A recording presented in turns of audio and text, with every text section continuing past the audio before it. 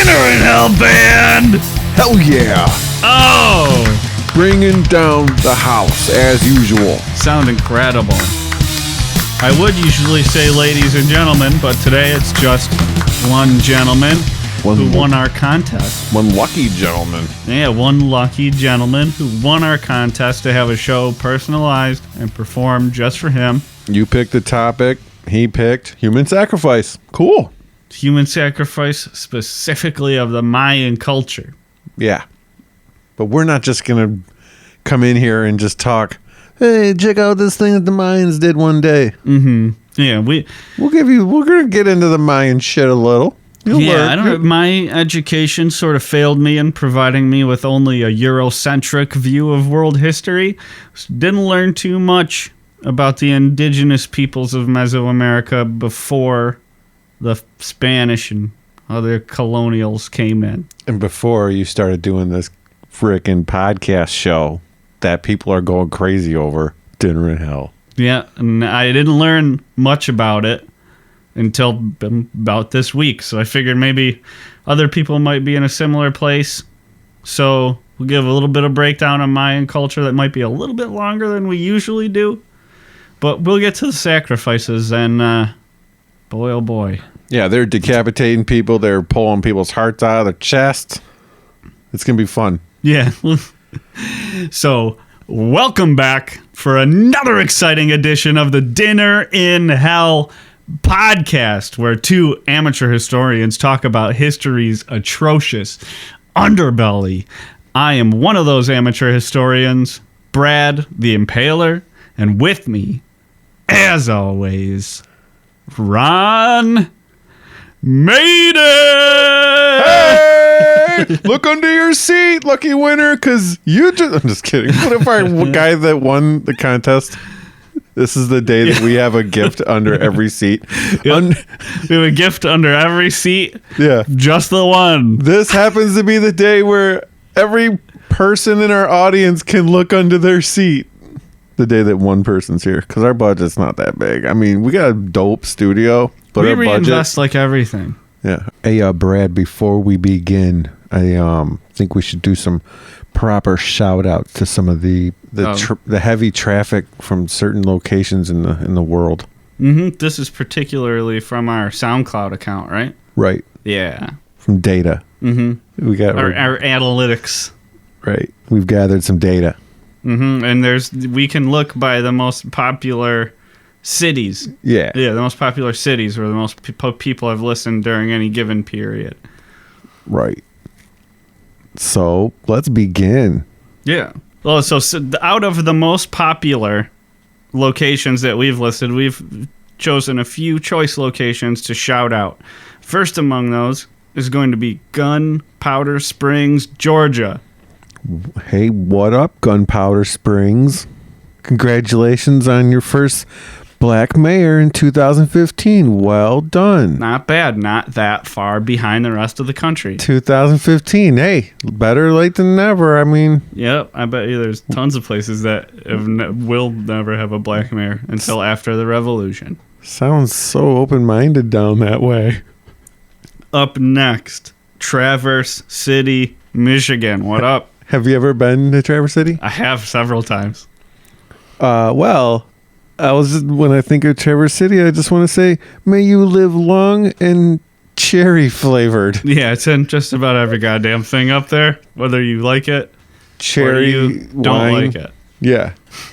But you know what? In Traverse City, what I've noticed that's like starting to pop up like along the highways is hops. They're growing hops up. You know, the big vines that grow up. No shit. You grow them upright. Mm-hmm. Yeah. Like, I was like, what the hell is that?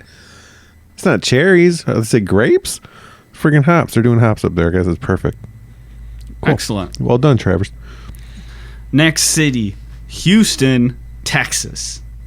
Oh, well, you know how we are with our presidents. It was 1902. Let's do a little quick little. I'm gonna give you a little quick little history thing on Houston. And when I say 1902, what president do you think of? Go.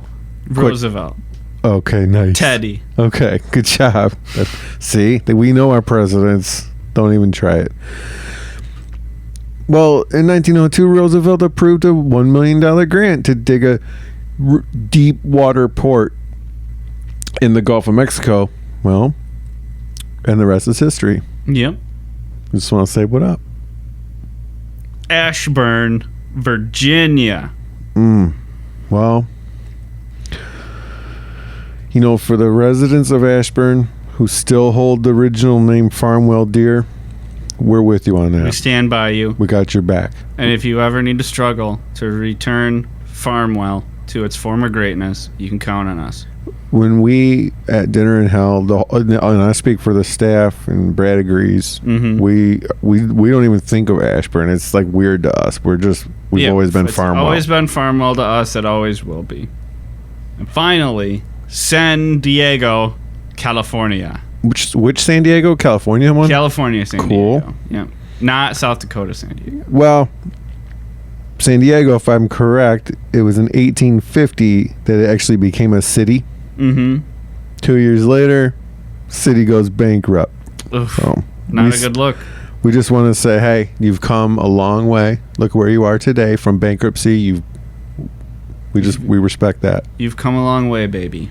Thanks for listening, people from around the world. Well, let's get into the Mayan culture, Brad the Impaler. So the Mayan culture has its roots in Mesoamerica, which is sort of the southern half of Mexico and part of Central America, including the Yucatan Peninsula, as far back as about 8,000 BCE. Damn. Mesoamerica is recognized as one of 6 cradles of civilization, which are areas where civilization emerged independently, not as an offshoot of another civilization. Not influenced by other cultures, just became. Correct. Yeah. Evolved. Think Mesopotamia, Egypt. river valleys, and Egypt, India right? and China. Okay. Egypt, yes. Toronto. Oh, okay.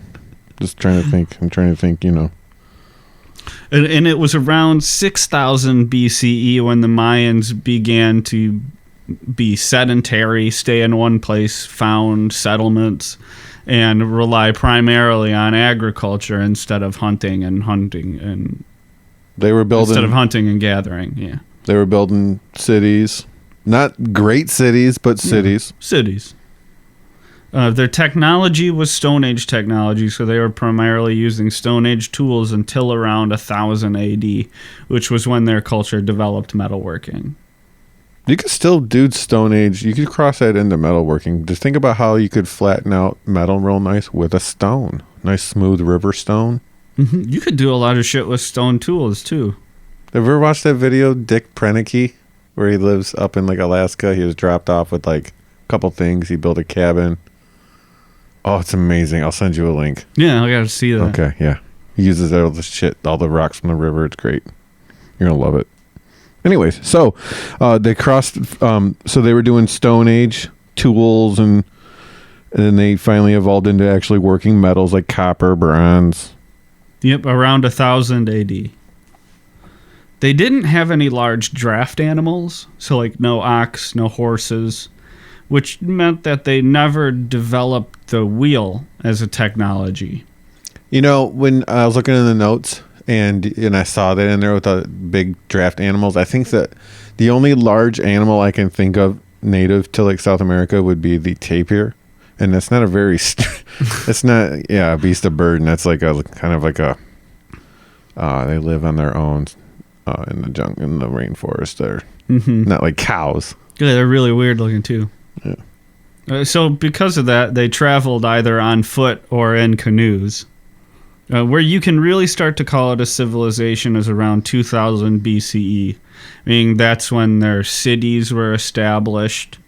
There was sort of governing structures in place. The population density had grown. Schools, business, no. There wouldn't have been anything like a business. Okay, like trading at the market, open market. No, I don't think they would have been conducting any sort of commerce. Yeah. Okay. Maybe. I'm not sure. Okay. around 200 BCE is when they developed their writing system. Their art became extremely complex. They were creating these incredible monuments. They had astrological knowledge, the movement of the stars. That's amazing. Yeah. Like, there's some old drawings that depict, like, 9 stars, like 9 planets. Mm-hmm. It's like, how did they know Pluto existed when we didn't discover it until the telescope came out? Like, there's somebody staring at all the dots all night and making maps of them and comparing how they move. Or did aliens come in and go, hey, there's 9, bro. Just so you know, there's another one you guys can't see. Well, I think I've said it before, but I don't think people give people of the past enough credit at all. Yeah. I mean, people think we're evolved from them or something, right? Yeah. But evolution is a process that takes millions of years. Yeah. The only difference between us and people 6,000 years ago is we have the accumulation of knowledge in the middle time. We also have the technology to get things done in a matter of time and in a manner now. Yeah, you're not any like intrinsically smarter than the average Mayan. They have the same brain you do. Yeah, they just don't have the means that we have and the knowledge. So, like, if we can understand the way stars work by observing them, so could they. Why would they need aliens? It's insulting.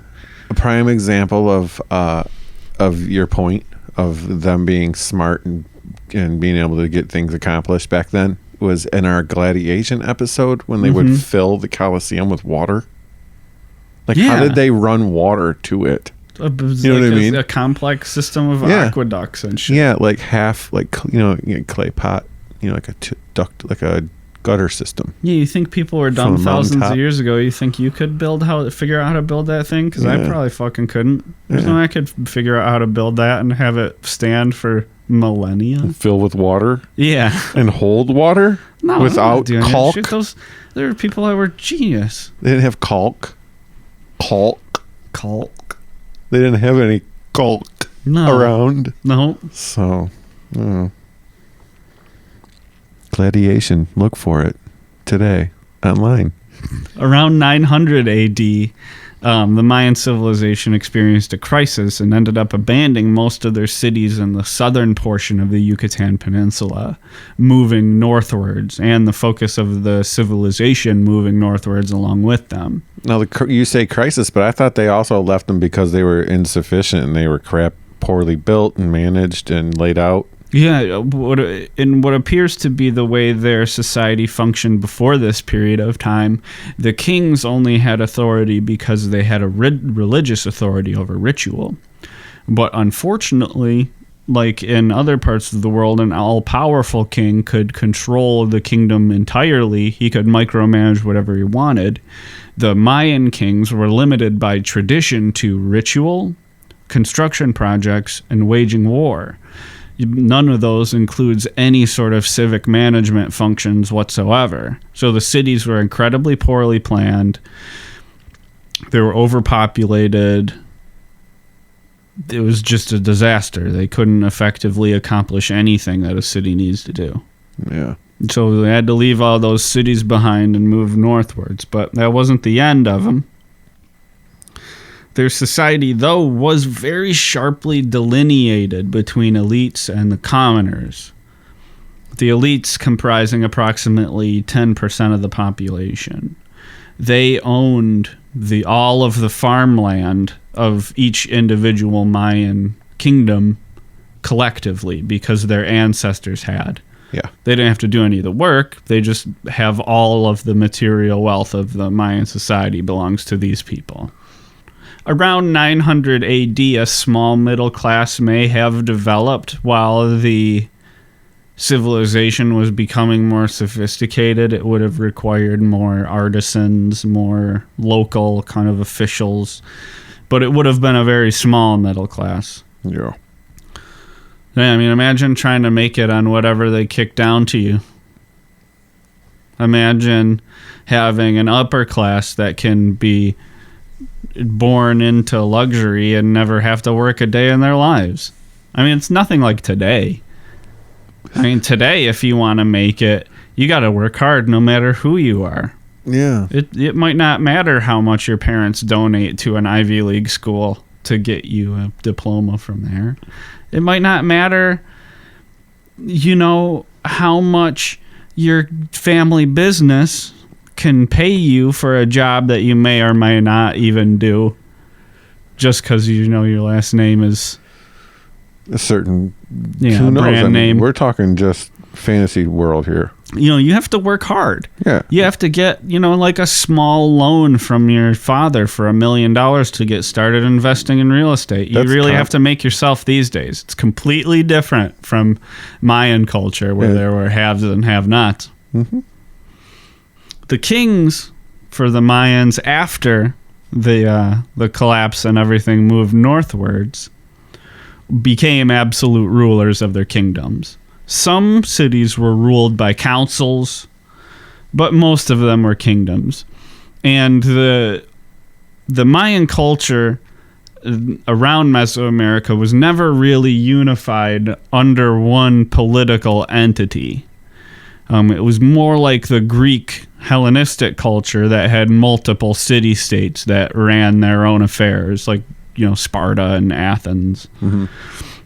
It was much more similar to that. Occasionally there were high kings, because if I wanted they would also wage war within their own culture. So if I conquered your city and the city next to it and the city next to that, I might take all of you kings who were extremely valuable as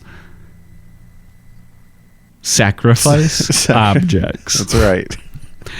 But I might install kings in all of these cities and then call myself the High King, the King of Kings, King of these kings. A couple lieutenants. Yeah. That did happen occasionally, but not very often. Mostly it was the city-states on their own. They had a sport. They played what's known as the Mayan ball game. They haven't come up with a snappy name for it yet. That's where they would stand there, their legs kind of spread apart, and they would come up and smash each other. They kick each other in the scrotum. Yeah, no, that would be funny. Oh, but that's not the one, though? No, that's not the one. Okay. This one's much more similar to, say, handball or racquetball. There were stone courts, and it was designed to keep the ball within the area of play, just like racquetball is today. The difference is it was played with a solid 4-pound rubber ball, and most of the sources depict them hitting the ball either with their hips or with a wooden racket. Where'd they get rubber? Rubber trees? Oh, duh. Where the hell? Yeah, there's rubber trees down there. They can make it. Okay. I forgot about rubber trees. I didn't grow up around rubber trees, all right? In my small town, the village I grew up in. Now I hope I'm right about it, but I'm pretty sure that's where rubber comes from. Rubber trees. I mean, it's solid rubber, too, so it's more like a hockey puck than a racquetball. Yeah. What if it was like a super ball? Those kinds that bounce like freaking 30 times the amount. That'd be awesome. Things just like bounce around this corridor. Yeah, it'd be like racquetball, but on a high-lie court. Yeah. But, as is wont to do, even in Mesoamerica, the colonialists were going to come. And in their case, it would be the Spanish. In 1511 is when a Spaniard first set foot on the Yucatan Peninsula after wrecking his ship, and a local Mayan lord seized them all and sacrificed them all. What? Were they conquistadores? They didn't conquist no dores that day. Conquistadontes. Not today, fellas. They were like, hey, check it out. We got swords, we got boats. That Mayans were like, come closer, and they got the freaking arrows already. Fired. Yeah, and then they were conquistadunzo. Yeah. Check out this club to the head. And you imagine, now listen, what Brad said, that they didn't have beasts of burden carrying all their lumber and carrying all their supplies and carrying their villages from area to area. So these guys are carrying everything themselves. Think about how absolutely fit and strong these Mayan warriors were. Yeah. Just like machines. Mm-hmm. Probably not large people, but like a bunch of Barry Sanders is walking around. Yeah. Like he'll crush you. Like with it. square. Yeah. Like you will not outrun these guys. They will get you. So these Spaniards are like, we got this. After you've been on a boat for a month. So, couple months. I don't know how fucking long. A long time, I assume. We're going to get into Mayans' human sacrifice. But what I wanted to mention was to you is the fact that I sent you, when we were talking about doing this topic, after that guy won the contest and suggested it, I sent you that clip from Apocalypto where they sacrifice the guy. Is the scene where they sacrifice the top of the pyramid. Oh my God. So that's basically, if you've seen the movie, we're going to get into that whole scene. And if you haven't seen it, we're definitely going to put a link to it in the show notes because it's very accurate, at least by my analysis, depiction of what a Mayan sacrificial ritual would actually look like. Yeah. And now, when I was reading the notes, I mean, the way you described like the removal of the heart and like people were painted blue paint, like I was like, holy shit, that's totally Apocalypto. So I was like, you gotta see this. Yeah, and I hadn't seen. I should watch the movie. Yeah, and the thing that's great is like I don't want to spoil the ending, but what I just learned, what some of our listeners all just learned from what you just said about the Spanish people arriving on the Yucatan Peninsula that were seized by the Mayan Lord. Learning that info kind of gives the ending of Apocalypto a whole new like twist because you gotta get to the end and you'll see it's kind of like a Lord of the Flies ending. Yeah, I'm gonna watch it soon. Yeah. I think we've mentioned it before. I had a thing where I didn't want to watch that because that was around the time Mel Gibson was calling people sugar tits and stuff. Yeah, and like just being a total dick. Yeah, anti-Semite. Bad earthling. Yeah. But I'm over that. But while you were doing some of the research on that movie, didn't you find that there was an arguments about the authenticity, or not the authenticity, but the actual details? The accuracy, yeah. There's some controversy about the accuracy of the details in the movie. Like the number of sacrifices? Yeah, they showed in the movie evidently like huge pits of bodies and like mass sacrifices happening. Evidently, it's not... The Mayans didn't do that very commonly. It was more the Aztecs or the Toltecs or the other neighboring civilizations that were that level of brutality. Apocalypto evidently also depicts large-scale slavery. Yeah. For the most part, the Mayans didn't have very many slaves. They still had slaves, which is awful, but not a large-scale system of it like also their neighbors, the Aztecs, did. Okay. So there's some of the gripes people have with Apocalypto, but from my research, that sacrifice scene is basically like dead on what it would have looked like. And there's not even all the horrifying details that we'll get to in there. Yeah, there's one detail that's left out of that scene that we'll get to that I'll bring up if you didn't realize what I'm getting at. We'll see. Well, there's the primary victims of human sacrifice. Different places did things different ways. They had different methods, but most of the time it was prisoners of war that got sacrificed. The high-profile prisoners of war, especially like kings or generals, would be saved for the most important rituals. But almost every Mayan ritual ended with a human sacrifice. Yeah, not only important rituals, but the game you were talking about. Yes. The ball game. Yeah, the sport. They would kick off the game like, here we go. Yeah, also a ritual. Everything was a ritual. Their religion was super, super intense. They were like, would you please rise and remove your headdresses and turquoise jewelry and stand and watch this, like the Star Spangled Banner. Karen Newman will now sing the... Karen Newman will now behead this gentleman. Yeah. Rip his heart out and throw his body down the pyramid. Let the games begin. Yeah. Hey. All right. Little jock jams. Freaking rubber ball wailing everywhere, bouncing against the walls. Kicking off rituals. Yeah, sacrifice was deep concept in the Mayans' religious sort of lore. Their cosmology indicated that their gods required feeding. They needed nourishment.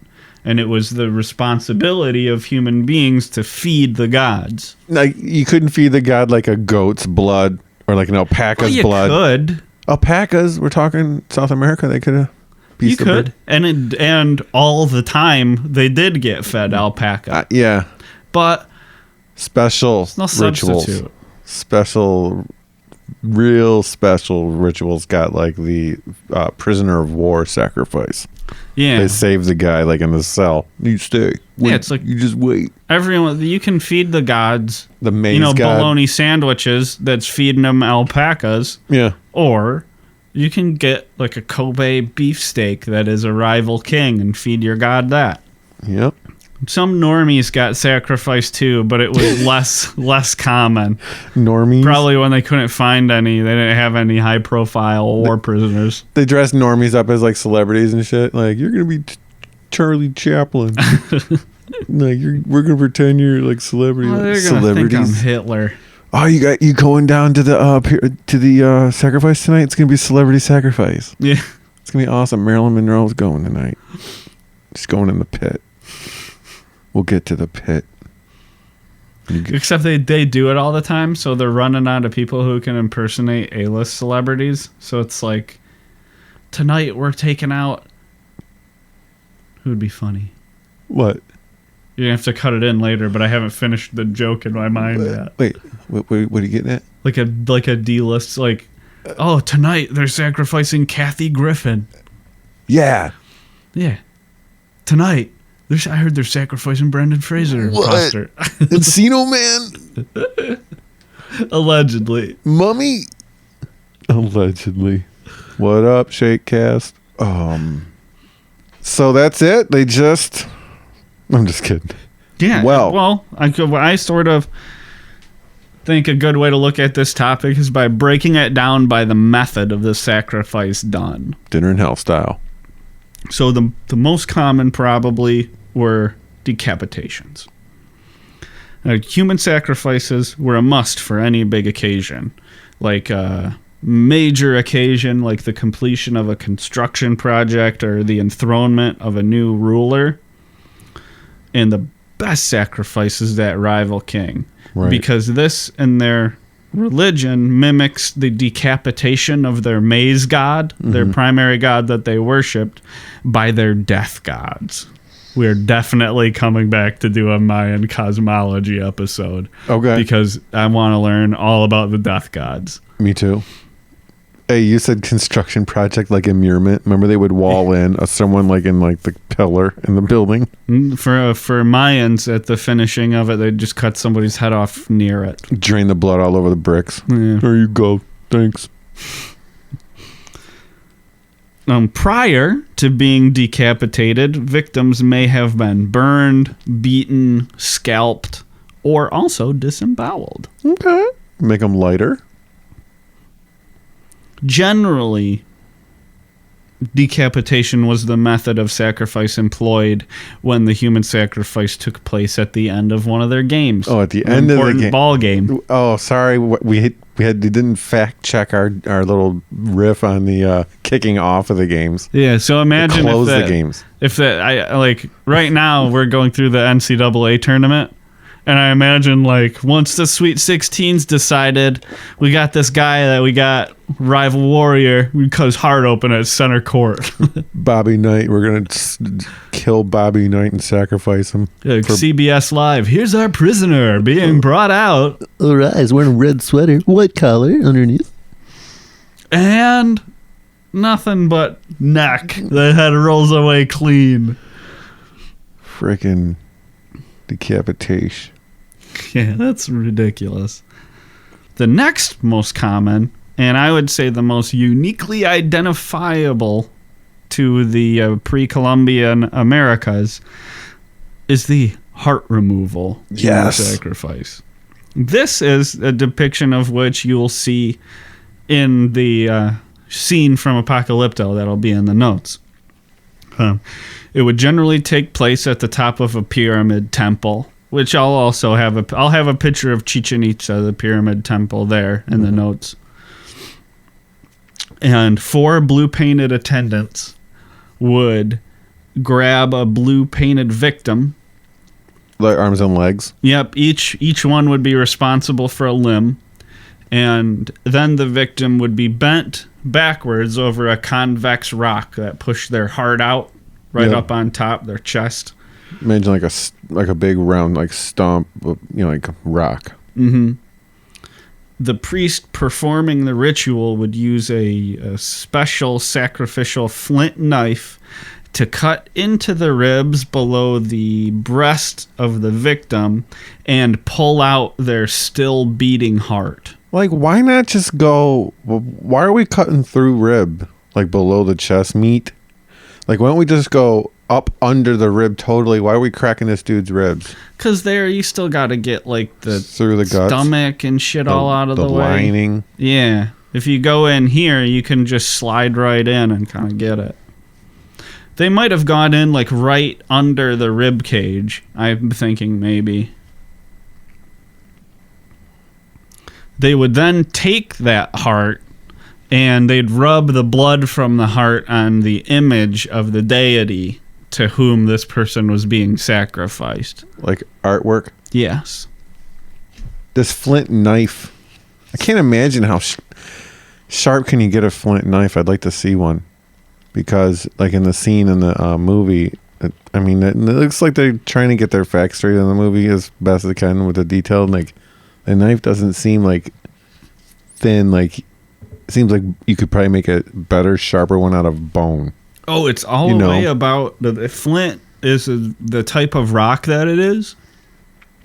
The way it breaks, flint knives can be like, and ground, they can be like sharp as scalpels. They can be like razor sharp. Okay. Yeah. Not like raw rock.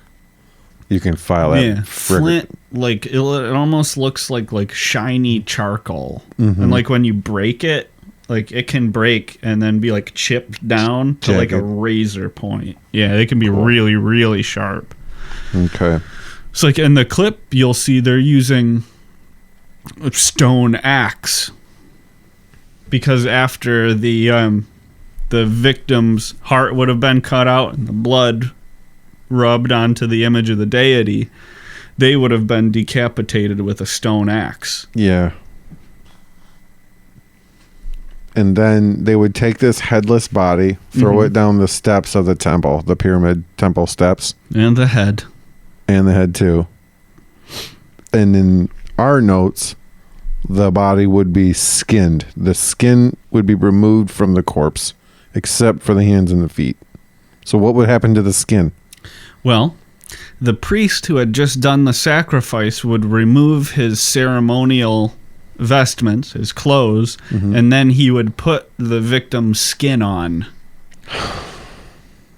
Dude, that's so freaking nauseating. As a symbol of rebirth, like life emerging from Still death. gotta take that gross ass dead guy's skin off of you and then gotta go wash. Yeah, it's fucked up. Talk about rebirth, you nasty.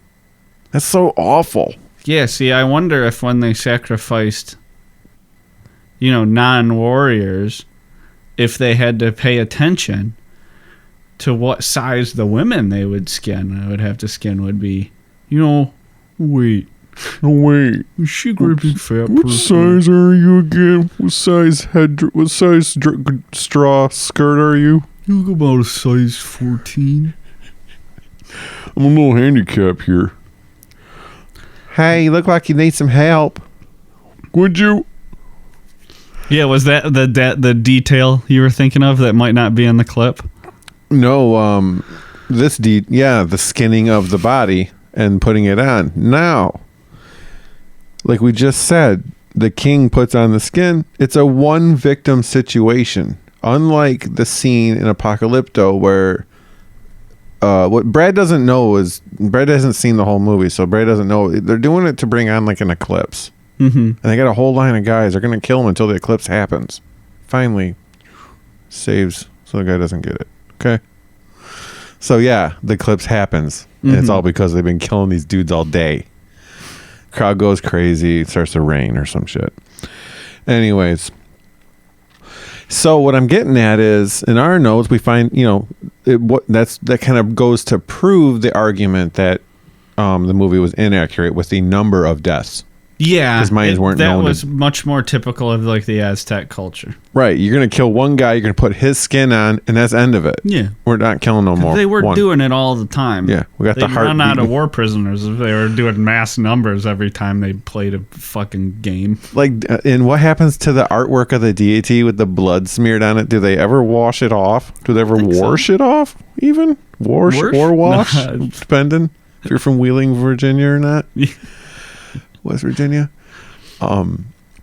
Yeah, so this goes to the argument towards the inaccurate details of the movie, but it's still entertaining. And pretty close as far as movie adaptations of history go. Yeah. I mean, and if the victim was considered to be an especially like valorous or brave warrior, the presiding warriors over the ritual, as long as bystanders, would also eat the flesh of the sacrifice victim to gain his power. I also heard that the warrior that, say, caught the enemy, he would be given a special gift. Now, I said when they skinned the body, leaving the hands and feet, the freaking guy that is responsible for bringing them in, like, look who I got. Hey, it's an intruder. He was given the hands and feet. So, and some of the bones and shit as trophies. I'm like, what the hell are you going to do with these hands and feet? Like, they're not like cannibal people. It's not like he's going to like make a nice stew out of hand and feet meat. Like he make pig feet. Yeah, they'll flesh them. They'll take all the flesh off of the hands and feet. And they'll put the bones like on their clothing as trophies. You can make some wicked shoulder covers out of like a hand. Yeah, like in Game of Thrones, the wildling, what's his name? With the suit of armor that's all made out of bones. Yeah, he gets killed, right? Yeah. Yeah. Still badass though. Yeah. He's got like a skull on his face. Yeah. And the skull didn't go to waste either. That would go up on a skull rack afterwards in front of the temple. Those, like we said, those were the most common methods for sacrifice that were employed by the Mayan folks. So we talked about decapitation. We talked about heart removal with the flint knife. And those are definitely the most common types. There's more. Yep, there's definitely other methods. Those were by far the most common, but there were a couple others. One type of execution that the Mayans would undertake for sacrificial purposes is the arrow barrage. First, in these cases, the victim would be painted blue, again. Then they would be tied to a stake. That's bullshit. Yeah, it's not very sporting. I know. Hold still. Let him run around. Yeah, so after the victim was tied to the stake, step 2 is they would cut the victim's genitalia. Like if it was a man, it would be like his wiener. Yeah. If it was a woman, it would be like her. Yeah. Okay. Yeah. Gotcha. And then the blood from that would, of course, be smeared on the image of the presiding deity. Cool. A little bit of penis blood in your honor. You betcha. After that, a group of ceremonial dancers would dance in circles around the victim. On the first lap, it was just dancing. Just fun. But on lap 2, all of the dancers would fire arrows directly into the victim's chest. And they were instructed to do so in a manner that hopefully the victim would die as slowly as possible. Yeah. You sure it was chest? Yep. Okay. I thought it was just like anywhere. Like they'd shoot him like in the thigh. They shoot him in like a wherever they wanted to. Well, on the blue paint, they would sometimes paint a symbol. Like hit here, shoot here, Yeah, kill zone. Yeah. It was the symbol for like the presiding deity, but it would be also used as a target. And on the third lap, each dancer would hammer 2 arrows home. Oh, like death hits? Yeah. Oh, okay, now I got it. So by the end of it, there'd be somebody with a whole boatload of arrows in them that would have been sacrificed. Man. Human sacrifice was also done within the Mayan culture via disembowelment. There's a couple written evidences of this, but we also know about it, much like we learned a lot about Rome from graffiti found at Pompeii. Yeah. There's graffiti images of a sacrificial victim being disemboweled with his hands tied up behind his heads. Yeah, I was That's wondering. how we know about that one. When you said written evidence, I was like, okay, like how are I writing that? But yeah, I get it. In addition, and this is pretty interesting, some human sacrifice victims were just thrown into giant pits. Sinkholes, right? Yeah, sinkholes. But they thought they were like holes to the gods. Yeah, like a method by which, or like a medium through which they could communicate with like their underworld. Hello, hello. I'm down here. Put the lotion in the basket. Lotion in the basket. I'm gonna kill your dog, mister. You know what pain is, lady. They were just regular sinkholes, but these guys thought they were like portals. Yeah, some of them could be around like 70 feet deep or 30 feet wide. Like big ass holes. You could never see the bottom, like light didn't get down there, so you didn't know. Yeah, it's just dark. And not like these guys were going spelunking and like they weren't like taking zip lines down to the bottom. No, if they with wanted torches. to appease the underworld gods, they'd just take somebody down there and zip, chuck them right over the edge. Not one person thought of lighting a torch and just throwing the torch to see the bottom. Like it would probably hit the bottom and stay lit. You know what I mean? Like, shit, 70 feet. It's only a 7-story building. Yeah, See a maybe there was torch? water down there. Oh, okay. Yeah. I was thinking of another thing too is these people, no one knew that there was a bottom. So these people didn't, they were like under the mindset that there was no death, that you did go. You didn't die when you went into this hole. You passed through into like this new God's world. Yeah, the underworld, that would be nuts. God's underworld. Yeah. Like, come on in. Hey, you made it. Hey, welcome. If I had to guess, I would probably say the underworld isn't a pleasant place. It's probably where the death gods are. You don't want to meet those guys. Thank you for coming. Now you will die every day over and over. That shit sounds awful. I don't want to meet the death gods.